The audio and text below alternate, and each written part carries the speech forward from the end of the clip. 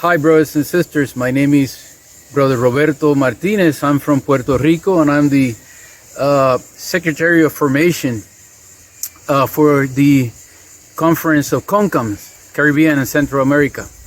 I also work in the post-novitiate. I've been asked to share with you very quickly a reflection on the passage of Moses and the calling that we find in Exodus chapter 3. That passage is very important and famous because it contains the steps, to call it in a way, of a calling, of a holy calling, a vocation. But that passage is also important because it is for the first time in the Hebrew Bible that we find that God calls the land sacred. God has created everything we find in Genesis 1. And in the narrative of the calling of Abraham, also he promises Abraham a land, which is going to be important in the rest of the Bible. But in this passage of the calling of Moses, God calls for the first time the land sacred.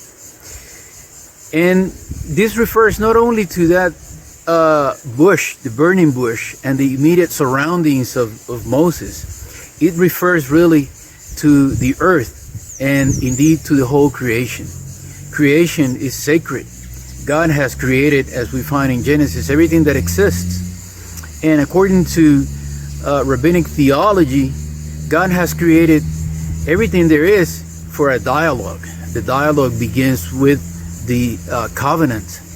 And that covenant is also sacred. So by uniting the covenant, the religious aspect, and creation, God links together the humanity and also creation.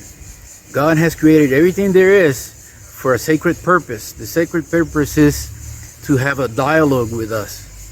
And so it follows that we are called also to consider our earth, the land, the seas, the stars, all creation as a sacred place that God has created for this encounter, for this dialogue between Him and ourselves. And it also follows that we have the compromise. We have to make a commitment to protect the earth. It's the only place that we have. It is sacred and it is holy.